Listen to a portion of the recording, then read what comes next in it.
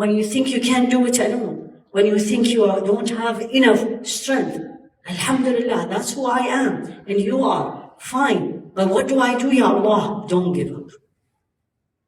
Never, ever give up. In any trial you go through, let alone the one we are going through. But expect it.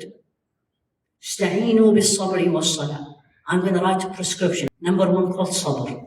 Be patient. Now salah. This is really important.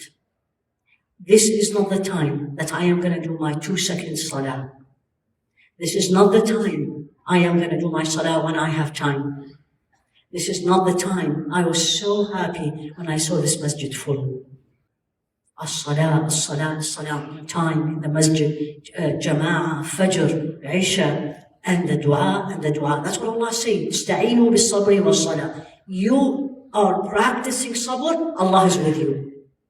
That's what He's saying. Inna Allah ma'as-sabirin. Whenever I am feeling bitter, and this when I need sabr, I say to Allah, Ya Allah, this is very difficult, but you're going to make me sabr. You're going to make me patient because I know you're seeing it. You're seeing it, you're hearing it, you're allowing it. Nothing happens in this world without the permission of Allah.